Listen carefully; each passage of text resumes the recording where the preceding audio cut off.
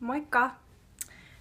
Mä ajattelin tehdä tänne Living Up a Notchin blogin puolelle ekaa videopostausta, mikä on jotenkin ihan superjännää.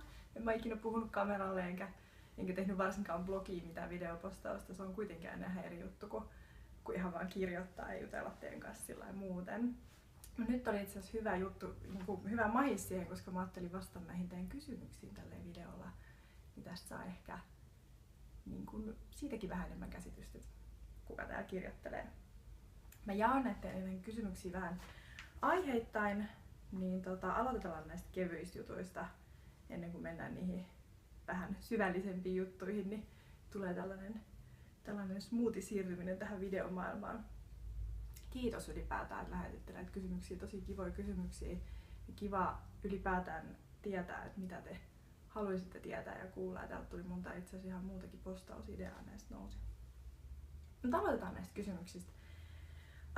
Juu kysyi blogin jutuista, blogin tilastoista ja muusta. Olisi kiinnostavaa kuulla vähän blogin tilastoista, suosittuimmat postaukset, kävijämäärät jne.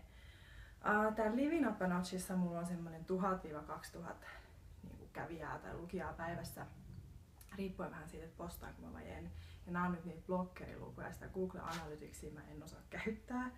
Ja mä tiedän, että nämä blokkeriluvut on vähän sit korkeampia, mitä nämä Analyticsit oikeasti oiskaan. Suosituimmat 10 postausta oli itse asiassa tosi mielenkiintoinen juttu mulle itsellekin. Olen mä niitä joskus kattonut, mutta en kuitenkaan oikeasti niin tarkkaan. Niin nämä kertoo kyllä ehkä aika paljon. Pizzapohja kananmunasta on ihan ykkös suosituin postaus. Mulla ihan koko ajan sitä googlataan. Kakkosena ei niin ehkä yllättäväkään, että me mentiin naimisiin postaus, kun mä yllärinä kerroin silloin syyskuussa viime vuonna, että mentiin siellä Italiassa naimisiin. Kolmosena tää Louis Vuitton Eva Clutch postaus 2012 kesällä.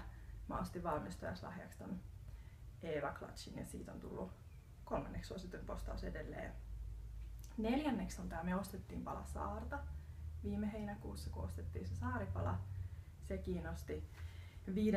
otsikolla pettymys, kun mä kerron, kun mä en saanutkaan sitä yhtä työpaikkaa, minkä mä olisin tosi kovin halunnut.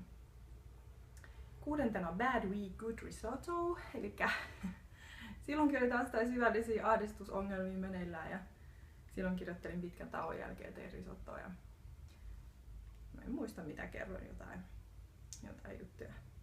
Ja lahjo vuosisadan takaa oli seuraava se kun mä sain 30 lahjaksi mun mamman vanhan sormuksen mun vanhemmilta. Se oli ihana juttu. Ja sitten 8.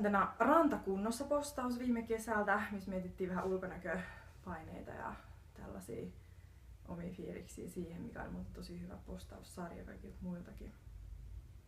Sitten jogurttipannakotta on kiinnostanut. Ja sitten vasta 10. on asupostaus. Vaikkei mun blogi nyt sinänsä olekaan pelkkiä asuja ja muotijuttuja, mutta silti siellä on vasta 10. se wifi dress, se semmonen valkoinen pitsi mekko tai semmonen hamepaita yhdistelmä sieltä Italiasta. Se oli ihan mielenkiintoista. Matkailu kiinnosti paljon. Top 5 matkakohteita kysyttiin. Jos mut kysytään jo semmoisista paikoista, missä mä oon käynyt, niin se USA road trip oli kyllä ihan meidän huikein matka ikinä. Et se on, jos se nyt matkakohteeksi sanoo, niin se ehdottomasti. Siellä ehkä Las Vegasin mä nostaisin semmoiseksi erityisen kivaksi paikaksi. Toskana on kyllä toinen semmoinen oikeasti ikimuistoinen paikka. No totta kai meidän häitten takia, mutta senkin takia, että me yleensä tykätään mennä tonne valtamyölten taakse ja mennä tosi kauas. Ja mä oikeasti itse jotenkin silmät avautui viime vuonna, että miten mielettömän hieno Italiakin on ja Toskana ylipäätään noin lähellä. Tässä ihan lyhyen matkan päässä. No sit Aasia kyllä nousee mulla ja meillä semmoiseksi kohteeksi, mistä on vaikea nimetä yhtä paikkaa.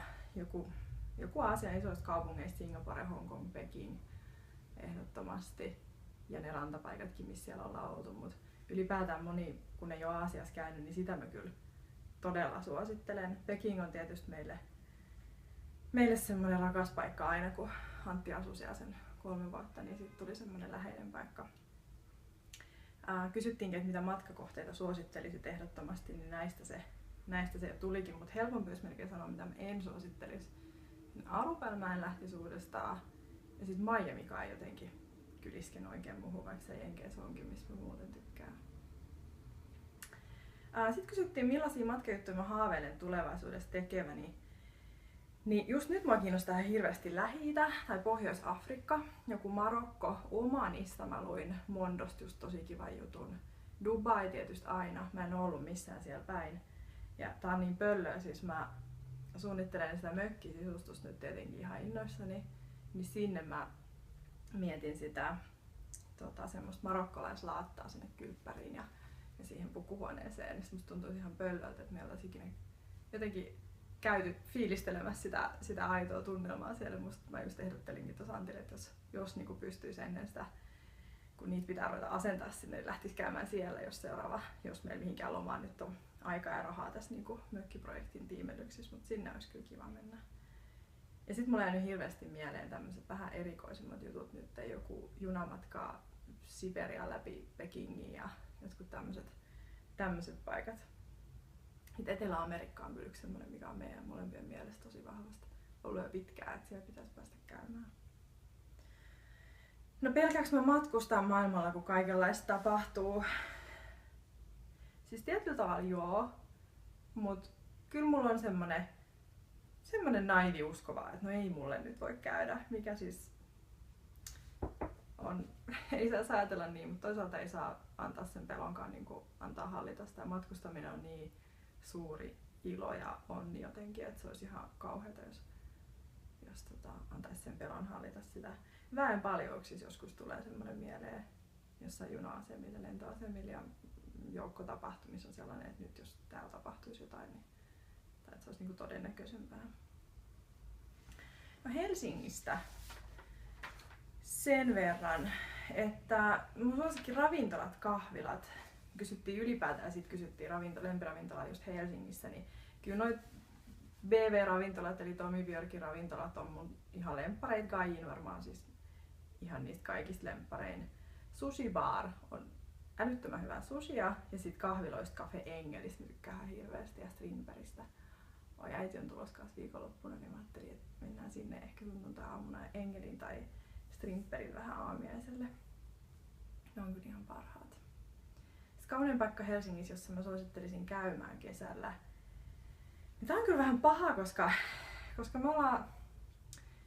Niin, no siis tässä keskustassa me pyöritään vaan jotenkin vallan, mutta siis onhan tää nyt paras niin kuin ylipäätään toi meri, että minne tahansa meren äärelle kun pääsee, niin se on ihan parasta. Siis Kaivarin ranta ja nämä saaret, mitä tässä lähellä on. No sit jos mun pitäisi valita asuinpaikaksi Suomesta joku toinen kaupunki kuin Helsinki tai muu kaupunki, jos mä oon jo asunut, niin mikä se ois? Tää on ehkä vähän fuskaamista, mutta kyllä mä sinne Korppooseen varmaan muuttaisin sinne meidän mökille. Suomessa ylipäätään hyvin vähän paikkoja, missä mä ehkä... Siis varmaan tyyli joka paikassa mä pystyisin pärjäämään, mutta missä mä nyt oikeasti haluaisin asua, niin kyllä tää pääkaupunkiseutu nyt varmaan sellainen on, jos sitä Turkua tosiaan ei saa mainita. Mut sit siellä Itä-Suomessa mä oon kyllä paljon viettänyt lapsuuden kesiä, että siellä on kyllä ihmisen hyvä olla. Jossain Joensuussa mä voisin asua. Haluaisinko mä lemmikin? Tästä on tähän tällaisia sekalaisia kysymyksiä. Ja millaisen lemmikin? No en just nytte, koska tykkään mennä ja tulla miten tykkään, niin se kuitenkin rajoittaisi. Mutta jos mä lemmikin ottaisin, niin se olisi kyllä koira. Ihan ehdottomasti. Mä oon niin koira-ihminen kuin voi olla. Millaista musiikkia mä kuuntelen? Eli siis en mitään. Mä en osaa, tai siis mä oon niin huono tällaisessa. Aina joku, en mä tunne mitään biisien nimiä, enkä varsinkaan minkään esittäjien nimiä, enkä yhtään mitään. Mulla ei ole mitään musiikkivehkeitä kotona. Mä kuuntelen mitä jostain autosta radiosta sattuu kuulemaan. Silleen. Millaisia harrastuksia mulla on ollut? Mä nyt ymmärrän, että ihan niinku lapsesta saakka. Ja mä oon ratsastanut tosi monta vuotta. Se on ehkä semmonen isoin tärkein harrastus ollut. Sitten mä harrastin tossa teininä jonkun aikaa jujutsua. Se nyt ei ollut kovin vakavaa, mutta muutaman vuoden. Ja sit mä oon aina piirtänyt ja lukenut ihan hirveästi. Lukeminen on oikeesti ollut semmoinen niinku tosi harrastus mulla jossain vaiheessa. Nykyään sillä on ihan liian vähän aikaa. Ja siis nykyään tää blogi kyllä vie tosi paljon aikaa, että se on kyllä mun pääasiallinen harrastus. Mikä on mun lemppari leffa ja miksi? Siis mähän tykkään katsoa ihan hirveästi leffoja ja ihan hirveästi hyviä leffoja on tullut katsottua, mutta ne jotenkin unohtuu. Tää oli tosi vaikea. Wolf of Wall Streetistä mä tykkäsin kyllä. Se oli jotenkin tosi hyvä. Just viimeksi eilen me käytiin katsoa se Suffrageteista kertova leffa. Ja sitten pari viikkoa sitten se Onnenonkia. Nämä uusimmat nyt tulee mieleen, mutta ne oli jotenkin tosi hyviä. Sitten jos nyt saa sanoa jonkun muun leffan, niin House of Cards ja Downton Abbey-sarjat on kyllä siis niin mahtavia, ne jotenkin iskee muuhun kyllä ihan täysin. Jos mun pitäisi lukea nyt joku asiapitoinen kirja, tietokirja, niin mitä aihetta se käsittelisi, niin ehdottomasti sellainen eri uskonnoista kertova kirja. Ja tämä on jäänyt mun mieleen jossain kirjakaupassa jo siis muutama vuosi sitten. Ja mä aion sen tehdä ja hankkia. Siis mua ylipäätään siis kiinnostaa uskontojen historia ja tausta ja se, että no nämä kaikki maailman ilmiöt tällä hetkellä kumpuu kaikki uskonnoista, niin semmoinen koottu perusteos kaikista pääuskonnoista, niiden historiasta, ja sit voisi ehkä jatkaa sit syventää jonkun niiden aiheen parissa. Asutaanko me vuokra- vai omistusasunnossa? Sitten kommentissa oli, että asuntonne on ihana, kiitos.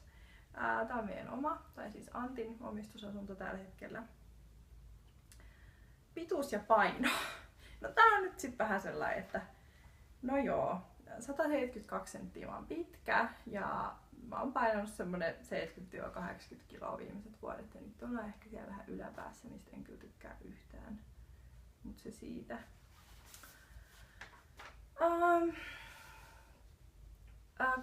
Kuinka usein mä lakkaan kynnet? Hoidanko joka kerta myös kynsinauhat?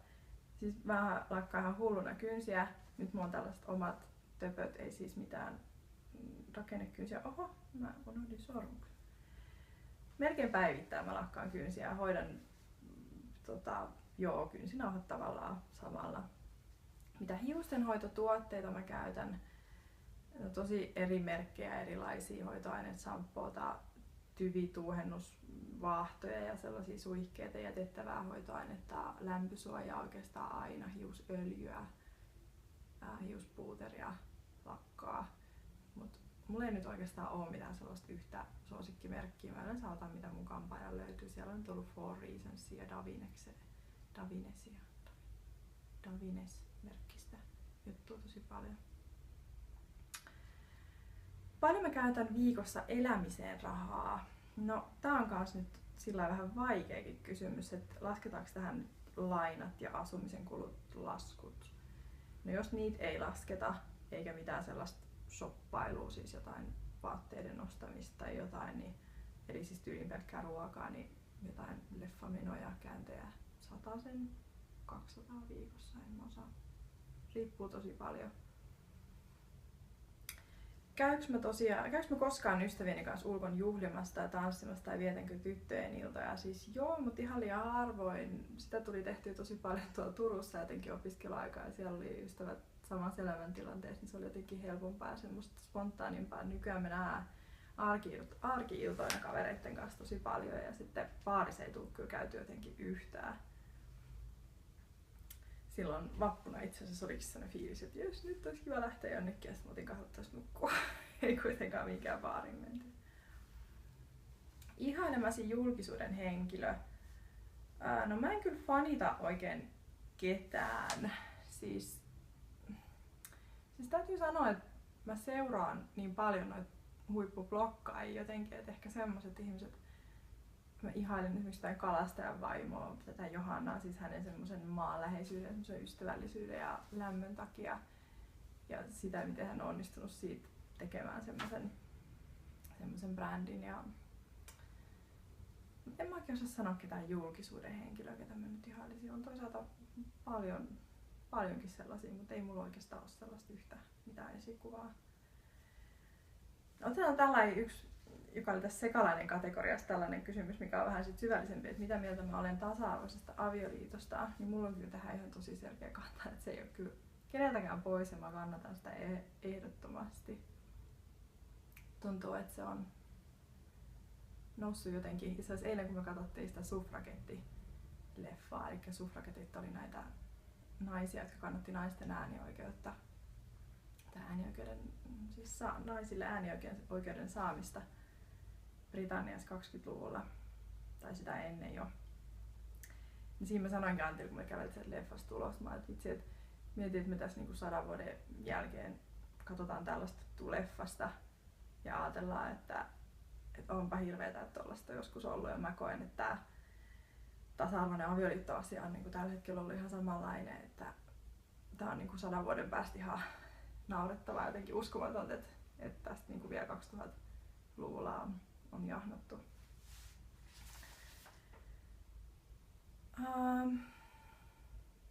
No joo, sitten oli vielä sellainen kysymys, että voisitko joskus tehdä videopostauksen, niin tadaa, tässä sellainen on.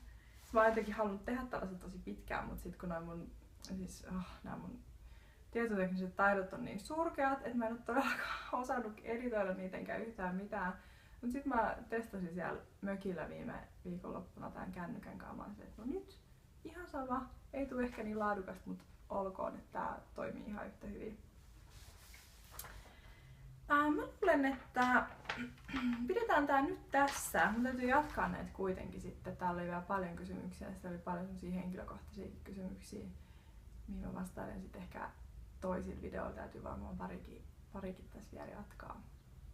Et ehkä tässä on nyt tämmönen jää murrettu tän videon kanssa.